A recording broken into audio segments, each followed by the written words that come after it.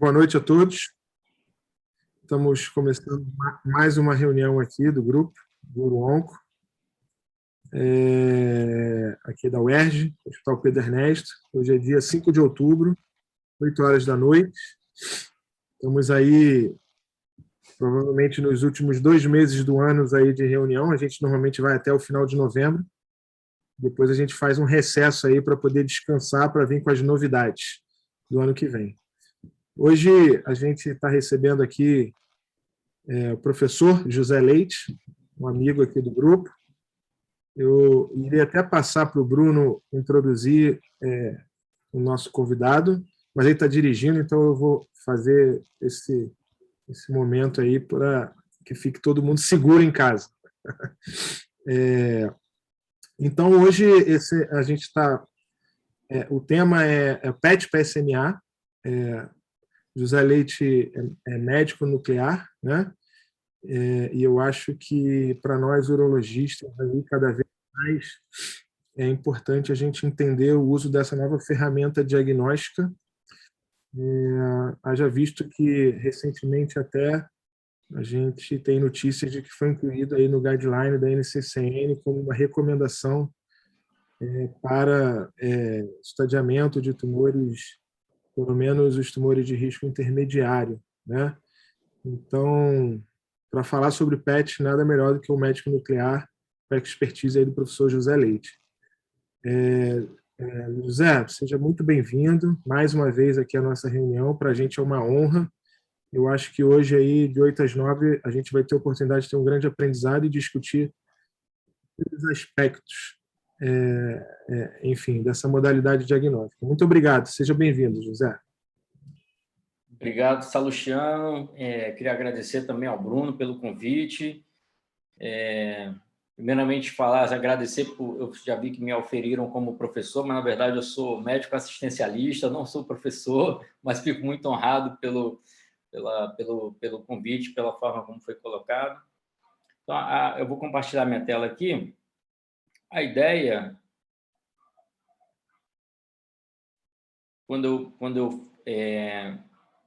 vocês estão conseguindo visualizar? Show! Então, a ideia que eu tentei fazer assim, é fazer uma apresentação mais de educação continuada mesmo, até porque tem residente aí na UERJ acompanhando também, mas, de certa forma, sempre respaldando também na literatura, não fazendo só uma apresentação de caso, uma coisa muito, muito prática. E a ideia é justamente tentar orbitar em todas as aplicações clínicas que a gente pode ter, que o PET-PSMA orbita dentro da história natural da doença do câncer de próstata. Agora foi. Então, eu dividi basicamente em 4 partes. Primeiro eu vou falar do diagnóstico, naquele paciente que não tem diagnóstico ainda, mas tem suspeita de um tumor clinicamente significativo, qual que seria o papel do PET. Depois, a gente vai abordar aqueles casos de paciente que já tem o diagnóstico do tumor de próstata, então como que o papel do PSMA se incorpora nessa função de fazer o estadiamento inicial. Depois a gente fala de recidiva bioquímica e eu vou dar uma pincelada em algumas perspectivas futuras, aí, pelo menos em curto prazo e médio prazo, que a gente vai ter com essa tecnologia. Bom, entrando primeiro em diagnóstico intraprostático, até para começar com o caso clínico, para ficar uma coisa mais leve, é um paciente que tinha um toque normal. Desculpa interromper, Zé. Eu acho que se você botar no modo apresentação, ele vai aparecer para a gente, porque está travado. Modo apresentar. Será que é retomar compartilhamento? Pode ser? É provável que seja isso. Não sei. Eu não sei. Para mim, não está aparecendo tudo. É porque não está passando os slides, Zé. Eu acho que deve ser retomar o compartilhamento. Não está aparecendo ainda, não? Não, está só como se fosse... tenta maximizar.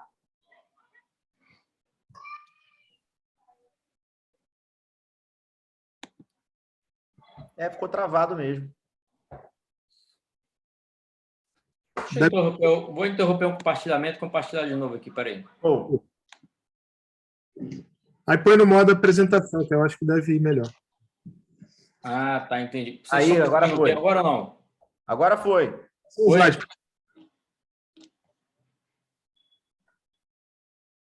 Tá indo, tá indo. Tá indo? Beleza. Então, vamos lá. Esse é um paciente que tinha um PSA de 50, um toque normal e uma biópsia negativa.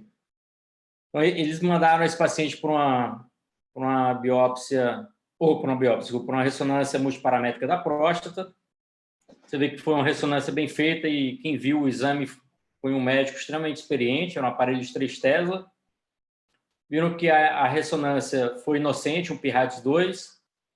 A única coisa que eu chamo a atenção aqui é que era uma próstata bem aumentada de volume, com peso estimado em 101 gramas. A gente sabe que nessas situações não é incomum você ter biópsia negativa, né? Às vezes até 2, 3 biópsias negativas. E o PET-PSMA foi muito claro em mostrar uma lesão ali na zona periférica no lobo esquerdo. E até quando a gente olha retrospectivamente a ressonância, tanto na sequência pesada em T2, a gente não vê alteração estrutural, né? Em geral, a gente usa o T2 para ver alteração estrutural ali, você vê que a zona periférica não tem nada digno de nota. Assim como os mapas de difusão de ADC não acusaram nada, né? O bonito desse caso é que a gente viu também que tinha alteração na captação do PSMA na vesícula seminal.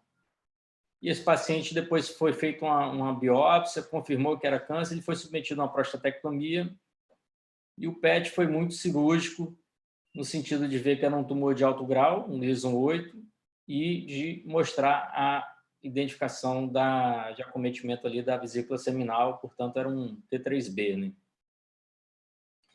A única coisa que eu quero chamar a atenção aqui, né, com esse caso, é que assim, a ressonância multiparamétrica é, por enquanto, o método padrão que a gente tem para identificar tumor clinicamente significativo. Sempre que possível, você deve usar esse método para guiar a biópsia, né, para você ir naquela lesão que é mais suspeita. Mas a verdade é que em torno de 1/5 dos casos, em torno de 20%, a ressonância ela vai falhar na identificação do câncer de próstata clinicamente significativo. Esse foi um trabalho bem interessante que foi publicado agora esse ano, mostrando a performance do PET ressonância, né? Na verdade, é um aparelho híbrido para você guiar a biópsia em caso de suspeita de câncer de próstata. Eu trago isso aqui porque, assim, isso ainda a gente não tem nível de evidência 1, mas a gente pode dizer que a gente já tem uma força de recomendação A, no sentido de que, pelo menos em pacientes que têm condição, a gente sabe que o método PET-PSMA é um método caro, não é disponível, mas quando você, nesse caso, que você tem suspeito um PSA aumentado ou suspeita de um PIRADS 3 ou mais na ressonância magnética, o PET ele pode ajudar em algum sentido. Em que sentido seria esse, né? Então, basicamente, a seleção desses pacientes foi o quê? Valor de PSA aumentado e um PIRADS maior ou igual a 3. Então, todos esses pacientes foram incluídos no trabalho, foram submetidos a um PET ressonância. Desse PET ressonância, todos esses pacientes foram submetidos à biópsia guiado pelo PET-PSMA. E alguns pacientes, não todos, isso é uma limitação realmente do estudo, foram submetidos à prostatectomia radical e a gente teve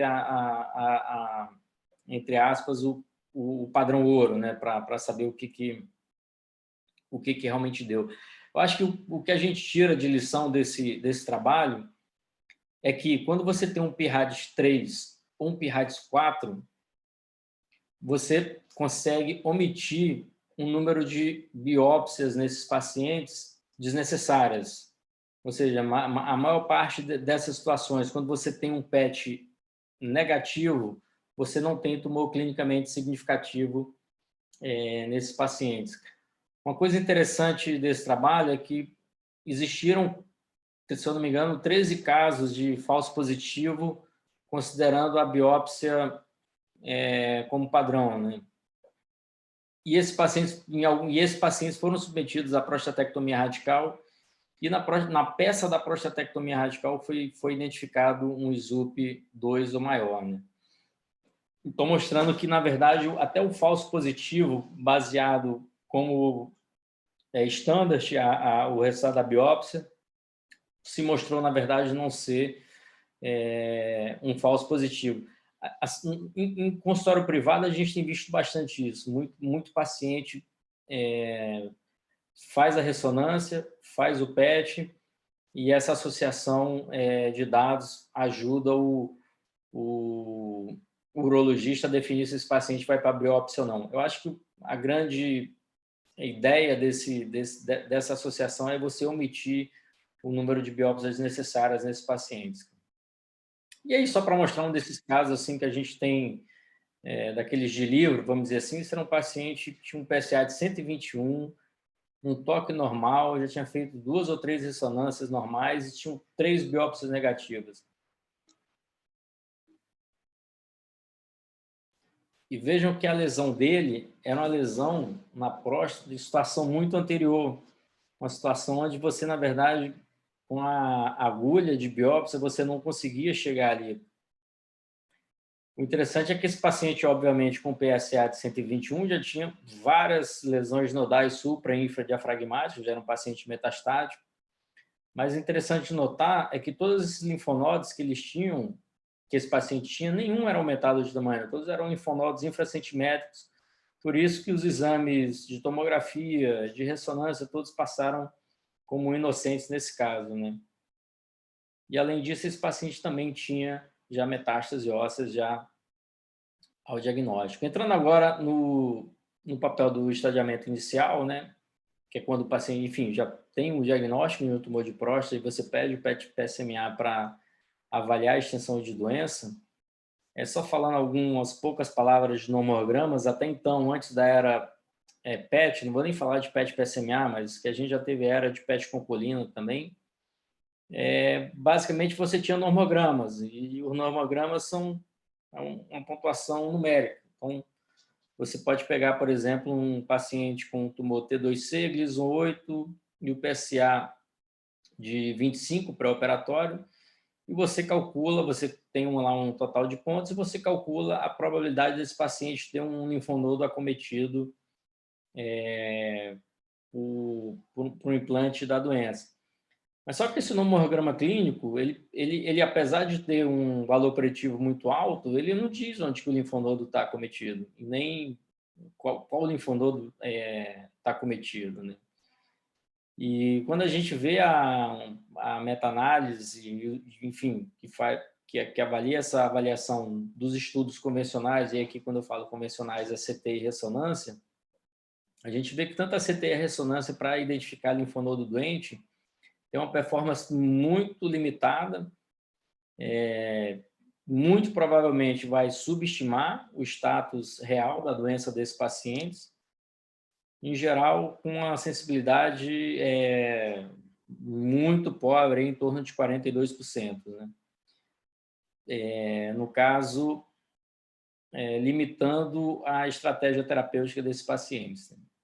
Então, só para mostrar um desses casos de livros que a gente tem, são paciente Gleason 9, você vê que praticamente a próstata inteira do paciente está acometida por doença, e esse paciente tem 2 linfonodos subcentimétricos muito pequenos que não eram identificados em estudos de TC e ressonância magnética, mas, na verdade, já mostravam ser implantes secundários. E esse caso é um caso interessante, é um Gleason 8, PSA de 14, tem a lesão principal ali no lobo esquerdo da próstata, mas veja que esse paciente ele tem um linfonodo na ilíaca interna contralateral.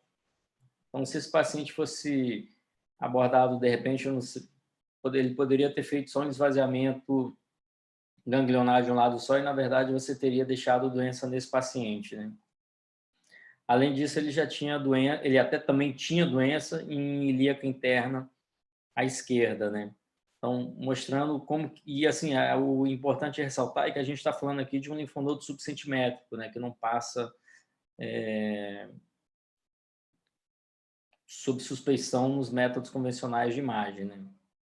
E aqui, só para fazer um parêntese, né, na questão da detectabilidade do PSMA em relação ao tamanho do linfonodo, 2/3 dos linfonodos que são identificados em estudos de PET-PSMA são menores do que 8 milímetros, ou seja, são linfonodos que você não vai considerar ele como positivo no exame de imagem, seja por tomografia ou por ressonância magnética, né?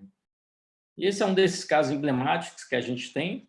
É um paciente com estadiamento em tumor de próstata, tem aqui uma captação em um linfonodo mesorretal, e quando mesmo a gente ampliando a imagem, é difícil de visualizar esse linfonodo. A gente está falando de um linfonodo de 2 milímetros, e ainda mais em uma cadeia fora de drenagem, não fora de drenagem, mas fora de uma terapêutica. Em geral, quando vocês não tem como fazer esvaziamento de cadeia mesorretal, né? Não faz parte da abordagem cirúrgica, nem mesmo da abordagem de um planejamento radioterápico nesses pacientes com radioterapia radical. Não vou entrar em detalhes nesse estudo, isso já foi apresentado aqui mesmo nesse webinar que vocês fazem da UERJ, né? É o trabalho da Lancet, do próprio ISMA, o primeiro estudo multicentro fase 3, enfim, estudaram mais de 300 pacientes, eles compararam com tomografia e cintilografia óssea, com um intervalo bem curto, e o objetivo primário era a detecção de metástase nodal à distância. O mais importante para ressaltar é que a maioria dos pacientes eram de risco de alto risco, né? A maioria era com ISUP3. E quando você faz a comparação do método convencional com o método do PSMA, você vê um aumento de 27% em termos de acurácia, assim como também você vê um número muito menor de resultados equívocos, né, onde você tem dúvidas se tem doença ou não, assim como também o impacto na conduta foi muito maior no PET-PSMA. Esse é um caso do trabalho deles, mostrando que o PET-PSMA identificou uma metástase aqui no sacro, que não foi vista na cintilografia óssea, e que depois desse paciente ser submetido ao tratamento, a lesão ficou esclerótica, mostrando que realmente era um verdadeiro positivo do PET-PSMA. E aqui eu acho que é um dos casos assim que a gente tem que mostrar, porque chama a atenção, um paciente com a cintilografia óssea notoriamente positiva para implante, principalmente aqui no sacro à direita, tem aqui também no fêmur à esquerda, arcos costal, cabeça de húmero. E quando a gente vê o PET-PSMA desse paciente, é um paciente que tem envolvimento disseminado pelo corpo com metástases ósseas que não eram vistas. A gente tem que lembrar que a cintilografia óssea ela não vê diretamente o tumor, ela vê uma reação do tumor, ela vê uma reação do óssea, né, no aumento da osteoblastose nos ossos ao tumor. E aqui, só para mostrar um trabalho rápido, não vou me deter muito, mas esse trabalho ele foi muito interessante, do grupo da Hopkins, porque eles fizeram o quê? Todos os pacientes que eram positivos na cintilografia óssea, eles fizeram PET-PSMA. Então, foi um trabalho, entre aspas, dando ré no que a cintilografia óssea tinha visto. E eles viram que a cintilografia óssea, o PET-PSMA, não só identificou todas as lesões ósseas que tinham sido vistas na cintilografia óssea, e aqui é bom ressaltar que essa cintilografia óssea foi com SPECT-CT, não foi com imagem planar, como ela viu um número 4 vezes maior de lesões ósseas não vistas na cintilografia. Bom, entrando em recidiva bioquímica, né? Só para a gente contextualizar a era pré-PET, né? E quando eu falo era pré-PET, aqui eu não falo nem área pré-PET PSMA, eu falo área pré-PET colina, que a gente já teve Na verdade, o Brasil nem chegou a ter colina, que foi um NAT morto, né? Aqui, os pacientes aqui tinham que ir para o Uruguai para fazer exames porque, enfim, a Anvisa não tinha liberado ainda a colina.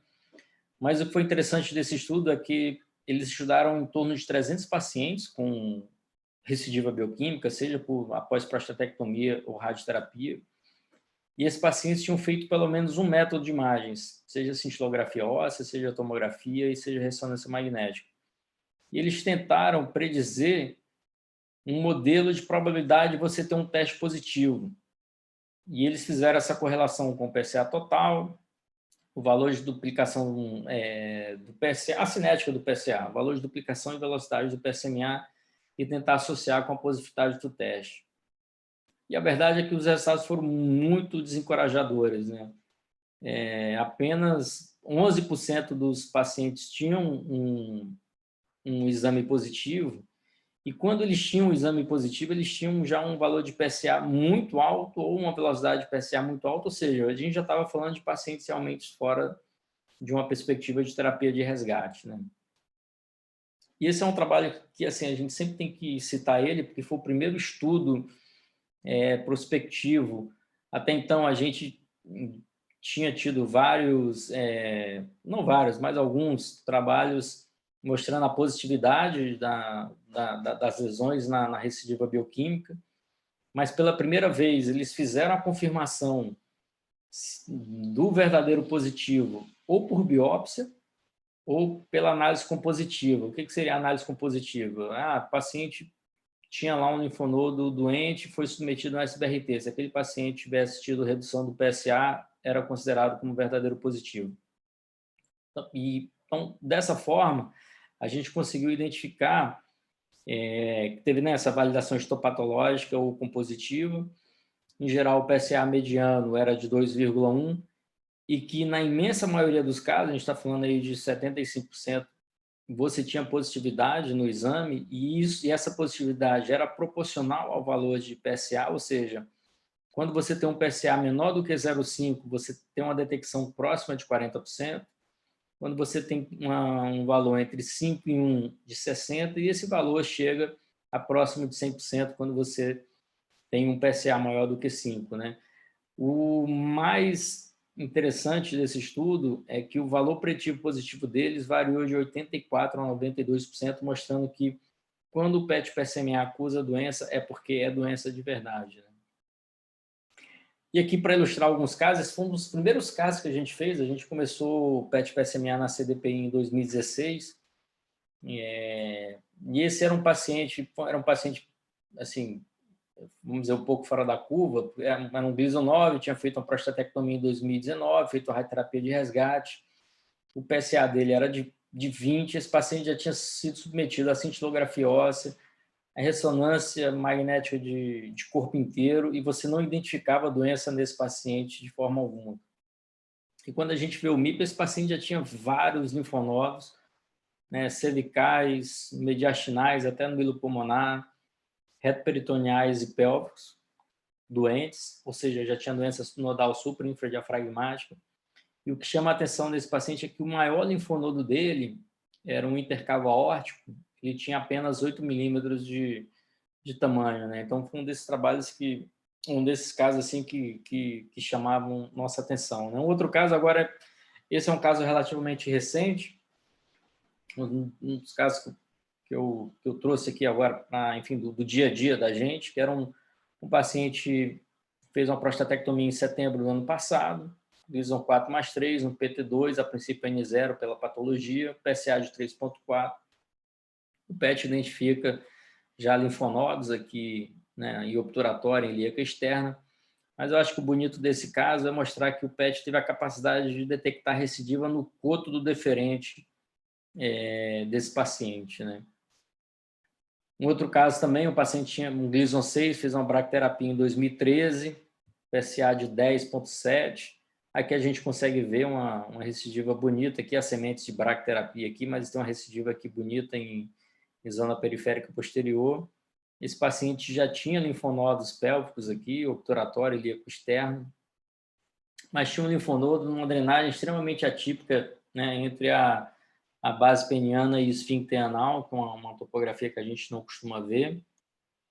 Um outro caso também interessante, o Gleason 8, tinha metástase nodal ao diagnóstico, estava em curso de Zoladex, aí o PSA começou a aumentar. A gente consegue ver aqui a recidiva local aqui na próstata, no lobo direito, ver que ele tem linfonodo no pélvico à esquerda, mas esse paciente tinha 2 implantes testiculares, né?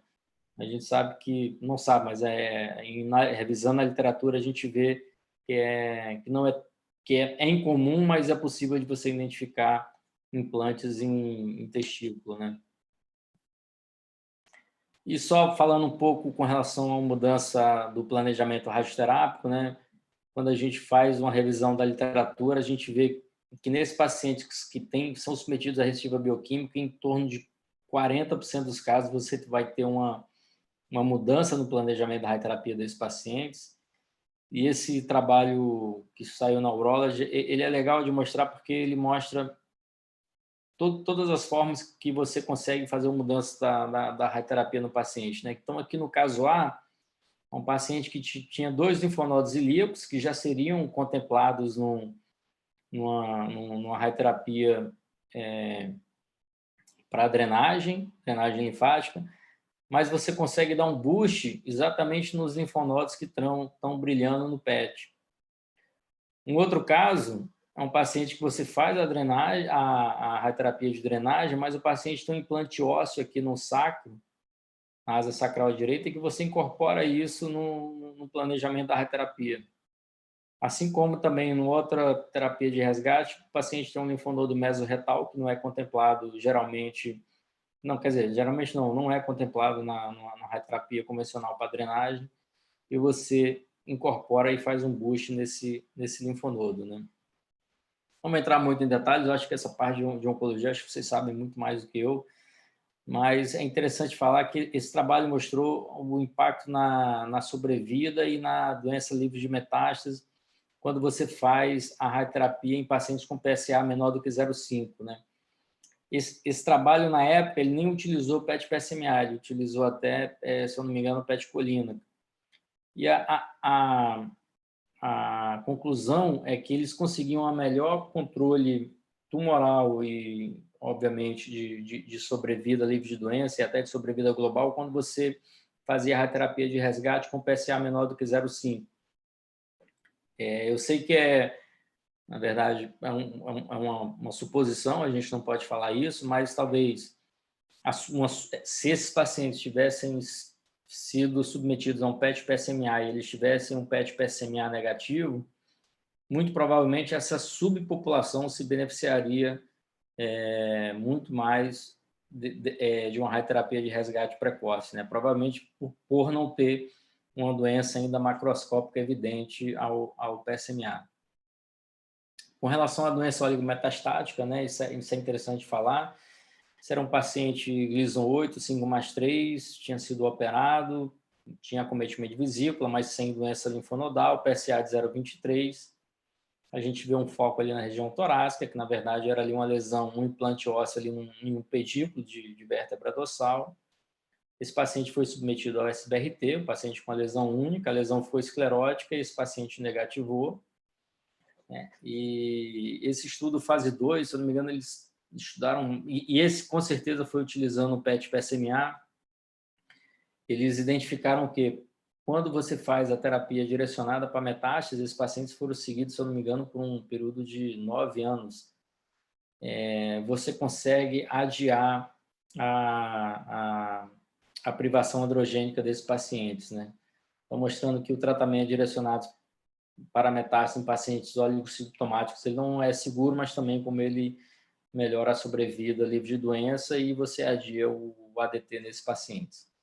E por último, só para dar uma pincelada, né, o que vem além disso, na verdade, quando a gente fala de PET-PSMA, a gente fala de diagnóstico, mas o PSMA é uma glicoproteína que ela está super expressa no câncer de próstata, e você pode marcar ela tanto com um emissor que faz um diagnóstico, no caso, a gente tem aqui o nuclídeo, que é o alvo, que é o PSMA, você tem um peptídeo que ele se liga ao radionuclídeo. O radionuclídeo ele pode ser o galho PSMA ou o flu, que é o que faz o diagnóstico, mas, nesse caso, a gente pode fazer, né, coloca o paciente no aparelho e faz o diagnóstico, mas a gente também pode marcar a molécula do PSMA com o lutécio. O lutécio é emisobeta, vamos dizer assim, entre aspas, mini bombas atômicas, que você consegue marcar essa molécula. Então, você consegue fazer, entre aspas, uma radioterapia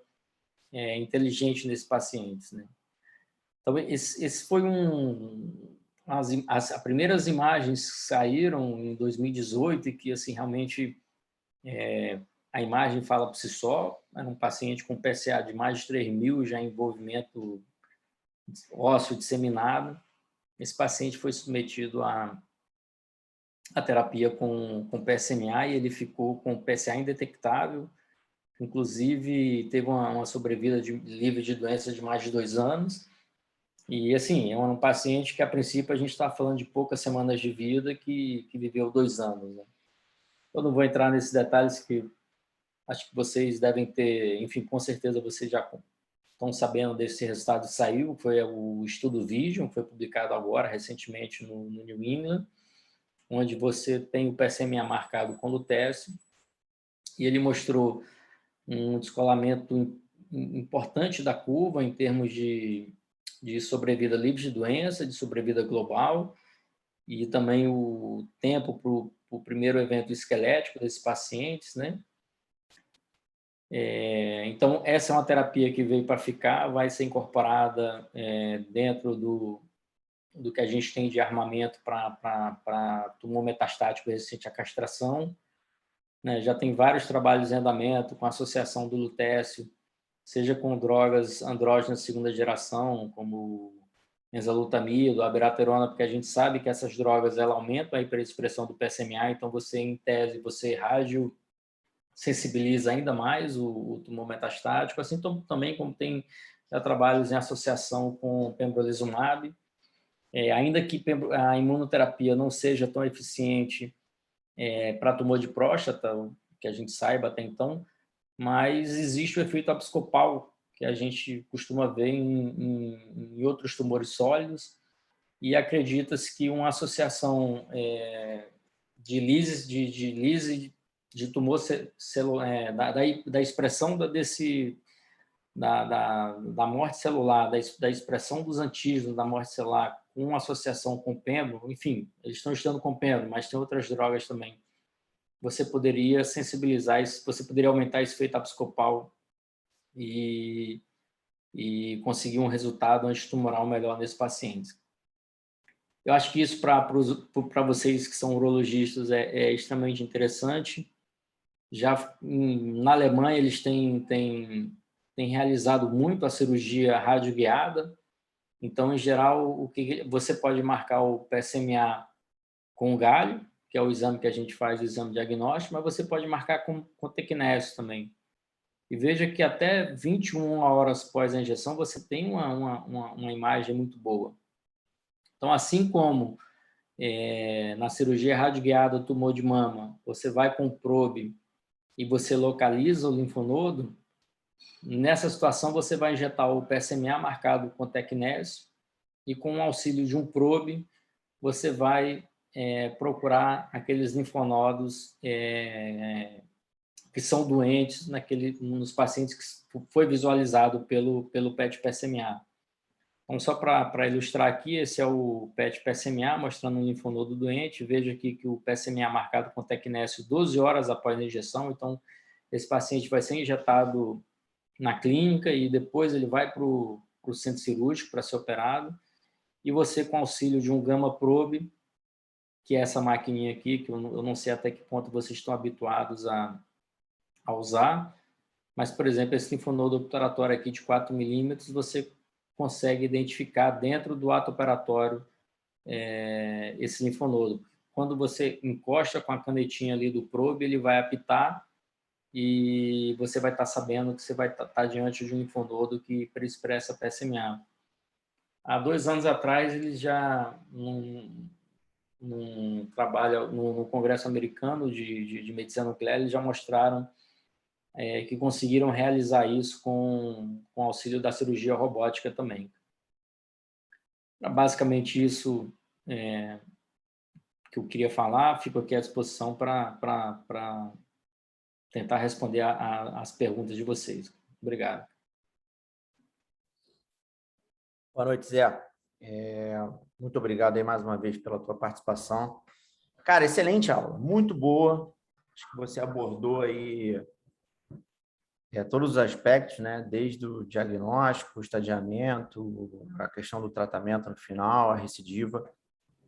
E isso é muito interessante até para a gente ver que o PET-PSMA ele tem pode ter uma ampla utilização dentro da urologia, né? Hoje o que a gente vê as coisas vão andando muito rápido, né, na medicina. Então, assim, nem sempre a gente tem que esperar as coisas virarem guideline para ser utilizados, né? É muito rápido hoje, né? A evolução tecnológica tem sido muito rápida e isso vem acontecendo com o PET-PSMA também, né? Como até antes de começar a apresentação, até o Paulo citou, da questão de já a entrada do PET-PSMA como guideline, né? Isso até na questão do paciente de estadiamento de alto risco. E hoje, quando a gente fala na utilização, pensa-se muito nisso, né? No estadiamento e até na recidiva, né? Inicialmente, falava-se muito na recidiva bioquímica, pensando numa linfadenectomia de resgate, principalmente nessa situação, mas hoje a gente já consegue colocá-lo em vários pontos do paciente com suspeita ou com câncer de próstata propriamente dito. E você explanou isso muito bem para a gente hoje. Muito obrigado, excelente aula e muito prática a aula, né? Acho que esse modelo de aula onde você demonstra o quadro clínico, e em cima do quadro clínico a utilização do método foi muito boa. Eu queria te pedir, se você pode, cara, voltar lá num dos seus primeiros slides, onde você mostrou um trabalho da utilização do PET-PSMA no diagnóstico. Ah, tá, sim. Esse trabalho é bem interessante, que ele saiu agora, recente, né? Interessantíssimo. Eu queria que você voltasse lá, por favor.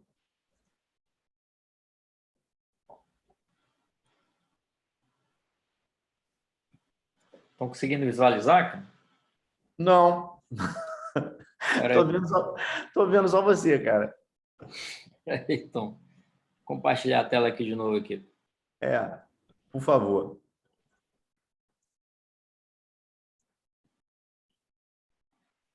Foi agora? Foi, agora compartilhou. Foi exatamente esse trabalho, né?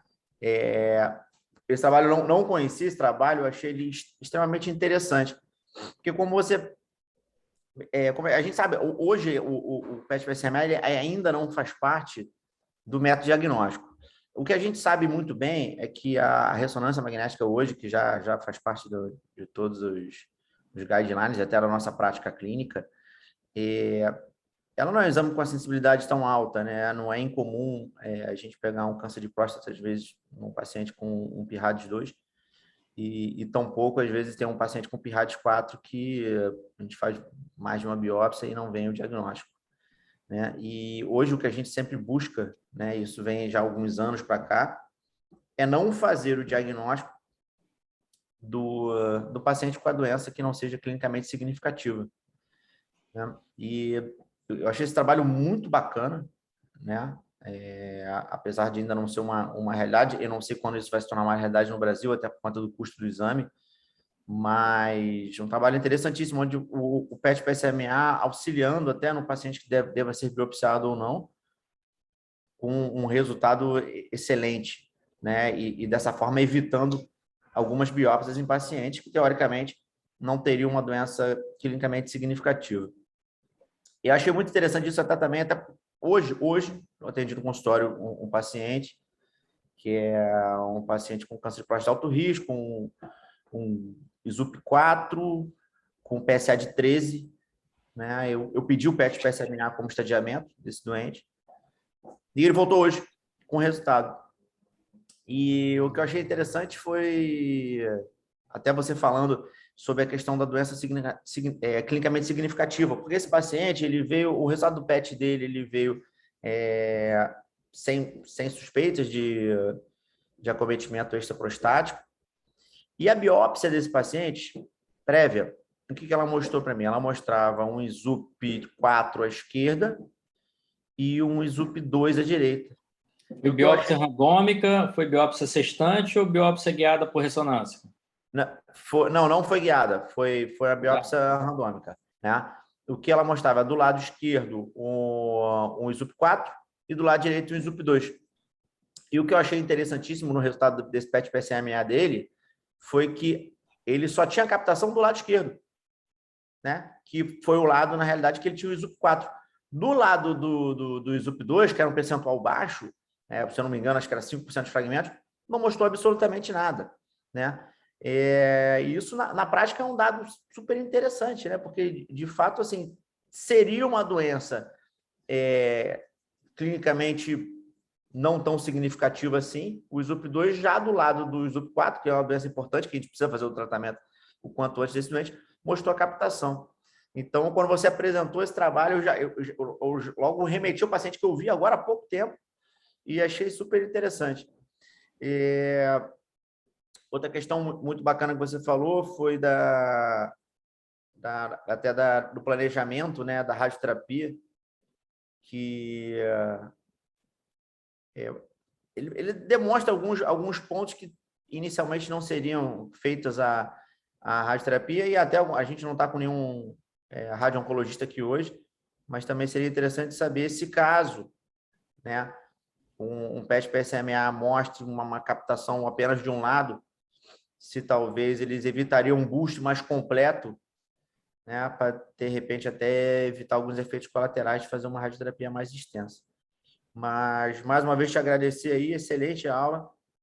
O Bruno chegou aí, está presente, quer deixar a palavra aí para o Bruno, ele falar algumas coisas aí, ou então alguns comentários aí para a gente. Muito obrigado, Zé, mais uma vez, valeu.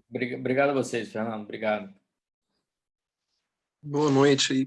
Eu perdi grande parte da tua apresentação aí, Zé.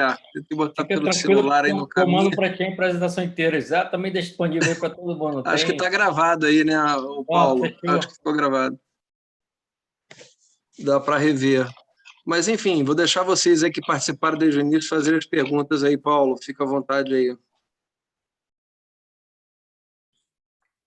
Boa noite. Boa noite a todos. Zé, obrigado. Ótima apresentação, maravilhosa, para falar a verdade. Você é uma liderança lá no CDPI. O CDPI, eu acho que foi pioneiro aqui no Rio de Janeiro, né? Não sei, foi um dos primeiros. Foi em 2016 aqui, né? Primeiro centro, né? A maior parte dos meus exames eu peço também no CDPI. Você abordou muito bem aí os 4 aspectos aí que eu acho que nós urologistas aí, residentes, precisamos ter em mente, né? A questão relacionada ao diagnóstico, e foi muito interessante esse estudo aí. Eu ia comentar sobre ele, o Fernando já fez os comentários que eu ia fazer, sobre até, né, eventualmente, o paciente que é um PIRADS 3, ele tem em torno de 15% de probabilidade de ter uma doença clinicamente significativa. É um paciente que a gente nem sempre biopsia, pelo contrário, mas um PIRADS 4, invariavelmente, para a gente, vai pela biópsia, né? Em tese, por esse estudo, claro, é um estudo pequeno, né? Enfim, mas traz indícios bastante interessantes que, eventualmente, a gente pode evitar uma biópsia num PIRADS 4, né? A gente está caminhando cada vez mais para evitar diagnósticos. Overdiagnoses, né? É o super diagnóstico. Né? E também evitar supertratamentos. Isso é uma discussão intensa que permanece. E continua, e eu acho que é um novo artifício, né? Você pegar um paciente PIRADS 4, que hoje vai invariavelmente para a biópsia, eventualmente pode ser poupado, né? Como o Fernando falou. Um Gleason 8 apareceu e um ISUP2 não, né? Embora até a gente sabe que o ISUP2 ainda é considerado clinicamente significativo. Falou do estadiamento, né? Falou do próprio ISMA, esse estudo que a gente já falou aqui 2 vezes na nossa reunião. É um estudo aí que mudou conduta, mesmo, assim, porque entrou na NCCN agora, né, como recomendação de estadiamento, pacientes de risco intermediário ou alto risco. os americanos aceitaram essa nova modalidade diagnóstica. Eu acho que eles demoraram a aceitar porque, do ponto de vista prático, a gente ainda está aprendendo a lidar um pouco com isso, do ponto de vista assim, de ganho de sobrevida, de benefício global para o paciente. Eu acho que a gente está aprendendo muito mais sobre a doença e certamente a gente vai aprender a tratar melhor os nossos pacientes com essa possibilidade diagnóstica, né? Só um parênteses assim, que eu acho interessante desse estudo próprio SMA, é o estudo lá do grupo australiano do Hoffman. Um dos objetivos secundários, eles vão avaliar aqueles pacientes que tiveram a mudança de conduta baseada no PET-PSMA, eles vão comparar a sobrevida desses pacientes com a sobrevida dos pacientes que não tiveram mudança de conduta. Então, acho que isso aí vai... Porque, assim, você incorporar uma tecnologia cara que não vai dar um... Tudo bem, você incorporar uma tecnologia cara, por exemplo, para diagnóstico, e você deixa de fazer uma biópsia, que é um procedimento também invasivo e caro, faz sentido.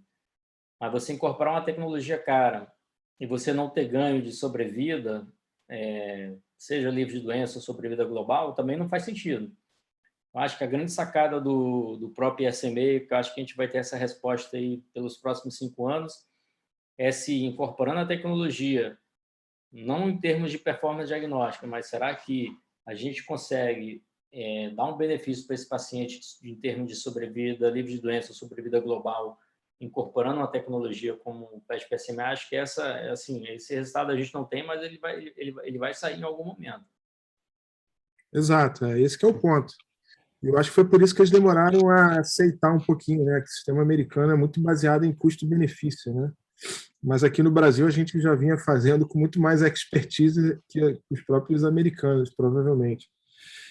Na recidiva, que é vamos dizer assim, questão de prova, é o método mais utilizado por nós, assim, urologistas, que é a possibilidade de mudar a conduta, especialmente da radioterapia, mas também na urologia surgiu a questão da linfadenectomia de resgate, que é determinante ter um PET, e principalmente um PET-PSMA, como você falou, Colina não teve aqui para a gente não tem essa experiência, e também nessa questão relacionada ao teranóstico, né? Sobre o PSMA também tem a questão envolvida, que no estudo fala, voltando, né, no estadiamento, que tem até uma dose menor de radiação, né? Porque você faz uma exposição única, né? Diferente de você fazer um estadiamento convencional que vai para tomografia, vai para cintilografia.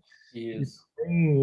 E você fazer uma exposição única tem uma dose menor de radiação. Tem esse ponto também a ser levado em consideração. Eu tinha algumas perguntas. Assim, a pergunta que eu ia fazer era uma pergunta bem simples, assim, bem voltada para a sua área, assim, né? Você falou também muito bem, eu sempre falo isso para os residentes, a cintilografia não vê o tumor, vê a atividade metabólica do tumor. Já o PSMA, ele faz um diagnóstico molecular, né? Ele vê o tumor melhor. Visualiza o tumor, né? E a gente... isso é importante ter em mente, né? A pergunta que eu ia fazer é o seguinte, a gente só usa como radioligante, né, que chama, o galho, né? Na reunião passada, a gente... Aqui no Brasil, acho que é só assim, ou não sei. Qual a diferença do galho para o fluoreto, né? Se tem alguma dificuldade, algo... Não, existe PSMA marcado com flúor também, tá? A gente tem aqui no Brasil também. Na verdade, assim, a molécula do PSMA, você pode, por exemplo, o grupo da Hopkins, que fez o IPL, eles patentearam essa molécula lá e eles aplicaram para o FDA liberou e tal. Assim como o PSMA galho 11, que, enfim, na verdade é que nem você tem uma molécula, a molécula é igual, você muda um radical e a molécula continua sendo, entre aspas, a mesma. Lógico que tem algumas pequenas diferenças de excreção, alguma tem uma excreção mais urinária, outra tem excreção mais biliar, mas a gente tem o PSMA marcado com flúor também aqui no Brasil. Não é o IPL, que é utilizado nos Estados Unidos, mas é o WX, que é utilizado na Alemanha, que é o PSMA 1007, né? E a gente tem o galho também, que esse é o PSMA, que na verdade foi um PSMA que já expirou patente, então assim, você não precisa pagar patente para poder fazer a marcação desse PSMA com galho, né? Que é o que a gente, por exemplo, utiliza no Leblon. No MDX, a gente utiliza o PSMA Fluor, porque esse a gente consegue comprar de fora, consegue comprar de uma empresa terceira, né?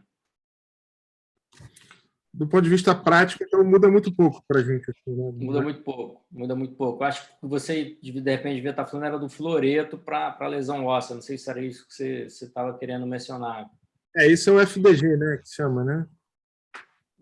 Não, não, tem um fluoreto mesmo, que é o flúor o fluoreto de sódio, que é entre aspas, uma cintilografia óssea muito mais acurada, porque você faz com PET. Mas, enfim, depois que você, com o advento do PSMA, perdeu completamente o sentido de fazer fluoreto, né? E outra pergunta, rapidamente, que eu acho que tem residente que quer fazer pergunta. A PET ressonância, a gente tem aqui no Rio de Janeiro? Não tem ainda. O único lugar privado no Brasil que tem é o Einstein. Tem também na USP, mas no INRAD, né? Mas lá, basicamente, é voltado para pesquisa. A CDPI comprou, mas a pandemia botaram o VAR lá e aí o VAR meio que deu uma impedida na vinda. Assim, já está todo montado a estrutura dentro da unidade do Leblon para receber o PET-RM. Na verdade, era para ter sido instalado em outubro agora, mas eu acredito que, enfim, é coisa de empresa grande, enfim, acho que o pior é que, assim, é uma pena porque a gente tem uma área lá no Leblon de mais de 100 metros quadrados que está parada para receber a máquina e metro quadrado mais caro do Rio, mas enfim, não chegou ainda, mas eu acredito que de repente para o ano que vem a gente vai ter o PET ressonância aí. Que eu acho que nesses casos, principalmente de diagnóstico e para avaliação, assim, vai ser imbatível, porque tem algumas lesões ósseas que captam ali até o Bruno, a gente tem um caso que o Bruno viu, um paciente dele, tinha uns achados ósseos que a gente fica meio na dúvida, e quando você faz no PET ressonância, com a ressonância você faz a difusão e você mata se é doença ou não. Aliás, posso dar uma palavrinha? Eu tive retorno desse caso hoje, ele foi a prostatectomia e zerou o PSA, Zé. Então não era metástase mesmo, não. Aquelas lesões que a gente acabou fechando que não era metástase. Uma era na costela, né, Zé? Tu não vai lembrar agora. A arco costal tem um índice Arco costal, muito exato. grande, cara. A arco costal tem um falso positivo. Mas ele tinha uma segunda lesão, que eu acho que era em L4, que também captou no PSMA, e depois você também descartou, e realmente ele, a princípio, pelo menos de bioquímica, do ponto de vista bioquímico, ele está sem evidência de doença, né, pós-cirurgia. Essas situações, a ressonância ajuda muito, né? A gente, né? Você consegue ter uma sensibilidade extraordinária do PSMA, mas você tem uma ressonância com difusão, enfim... Vê se meu raciocínio está correto. A gente tem uma sensibilidade muito alta com o método, mas a especificidade, às vezes, a gente pode incorrer em algum risco de ver alguma lesão suspeita, mas que não é tumor, é isso? Não, depende do cenário. Se você está falando de cenário linfonodal, por exemplo, no estadiamento inicial, a sensibilidade para avaliação nodal não é tão alta, em torno de 50%, na verdade não é tão alta, é baixa, 50%, é quase jogar uma moeda para cima. Qual é a vantagem? Quando você identifica, você tem quase 100%, 98% de chance que aquele linfonodo realmente é doente. Então, para o urologista é extremamente interessante porque ele vai abordar aquela cadeia, justamente aquela cadeia que está doente. Para o osso, e aí tem uma diferença pequena, que aí eu acho que não sei nem se eu estou já entrando muito no detalhe, isso é uma coisa mais de nuclear. O PSMA com flúor, ele tem um índice de falso positivo um pouco maior do que o PSMA com galho para lesão óssea. Mas é uma coisa assim, enfim. Mas, em geral, aí também vai um pouco do observador, né? O observador é que é aquela questão, se tem uma lesãozinha captando discreto em arco costal, cara, pô, isso provavelmente não é nada, você até já bota no laudo que não tem significado nenhum. Agora, você pega uma lesão que tem alteração estrutural, ou está esclerótico, ou está radiolucente na TC, você já joga o grau de suspeição lá para cima. Mas, assim, se tiver de forma geral para o osso, são sensibilidades, especificidades são boas. Assim, visto por um exame, enfim, pelo menos alguém que tem algum... Existe até uns critérios, assim, mas também eu acho que entrar no detalhe. Existe o PROMIS, que e você consegue classificar se aquela lesão tem um índice leve, moderado ou acentuado de captação, e se tem alteração ou não na tomografia ou na ressonância, e você classifica aquela lesão como muito provável, pouco provável ou não. Mas, de forma geral, para o osso, o PET-PSMA tem uma performance muito boa em termos de acurácia. Aí, quando eu falo muito boa, é acima de 80%, sensibilidade e especificidade. Muito bom. Alguém residente quer fazer uma pergunta? Alguém da plateia aí? Tem outras pessoas? Eu quero fazer... Boa noite. Meu nome é Guilherme, professor José. É o seguinte, é uma pergunta rápida. No cenário de... Vamos imaginar assim, que você fez o paciente fez uma radioterapia de resgate, né? Fez a prostatectomia e fez a radioterapia com bloqueio. E aí o PSA continua subindo, vamos dizer. Eu queria saber se o bloqueio hormonal ele altera a captação do PET. Era isso. Tá. Você entendeu a pergunta? Não, entendi. Assim, se o paciente está em hormônio e está tendo subida do PSA, a gente está falando provavelmente de um paciente já resistente à castração, né? Então, nessa situação, a positividade do PET ela vai depender, ela vai ser muito alta, enfim, vai ser próximo de 100%. Uma coisa curiosa que existe, que é uma coisa que a gente ainda não sabe ao certo, que não sabe ao certo, a gente até já sabe alguma coisa, mas não sabe ainda. Por exemplo, a gente já sabe que em pacientes sensíveis ao hormônio, quando você faz um andrógeno de segunda geração, por exemplo, abiraterona, exalutamida, você consegue aumentar a hiperexpressão de PSMA nessas células. Então, em tese, mas isso é uma coisa assim, completamente off-label, ninguém faz. Em tese, se você dá abiraterona para o paciente, mesmo o paciente teve uma recidiva bioquímica recente, se você der uma abiraterona para ele e fizer o PET 48 horas depois, você sensibiliza o exame porque você aumenta a hiperexpressão do PSMA nas células. Mas isso é completamente off-label, tem alguns estudos que têm feito isso para tentar otimizar a taxa de detecção do PSMA, né? Até porque, Guilherme, nesse cenário, né, de paciente resistente à castração, até o momento eu não acredito que o PET tenha alguma indicação formal, Zé. Você acha que nesse cenário, o paciente resistente à castração, o PET teria algum benefício? Acho que talvez o único benefício seria naquele paciente óligo-metastático, que aí você poderia fazer uma terapia direcionada para aquela metástase, né, na identificação, né, do sítio metastático, né? Eu fiz essa pergunta justamente porque foi o que eu apresentei semana passada, professor, era essa a minha dúvida, porque isso poderia mudar a conduta, entendeu? Porque se fosse de óligo metastático para metástase disseminada, aí isso poderia mudar a conduta do tratamento. Mas, enfim, foi só porque eu fui motivado pelo estudo que eu apresentei semana passada, entendeu? É isso.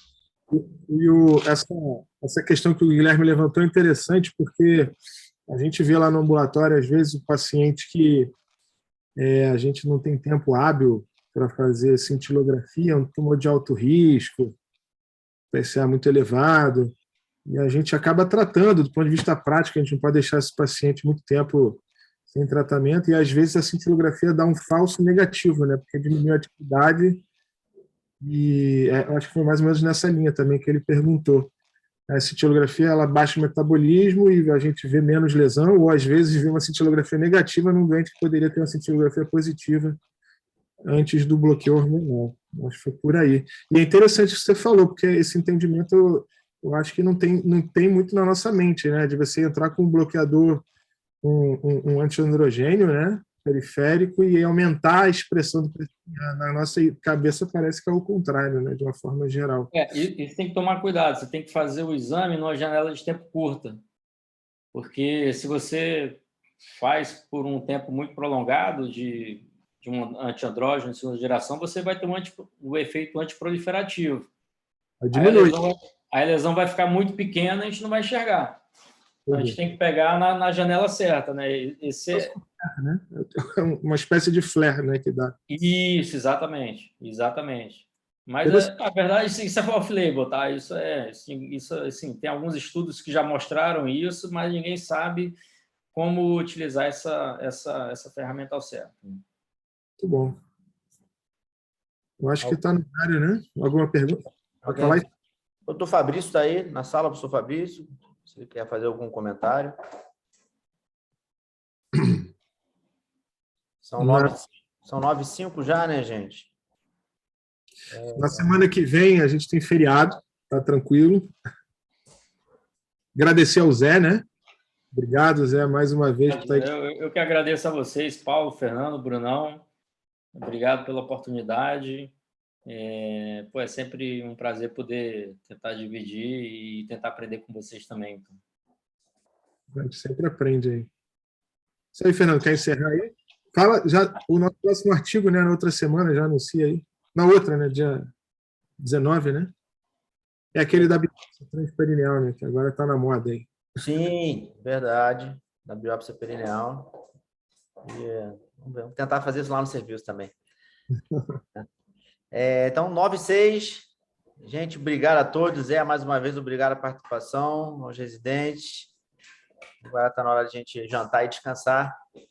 Boa noite a todos. Então, nos vemos daqui a 2 semanas. Tchau, gente. Obrigado, Zé. Um abração. Obrigado a vocês. Boa noite.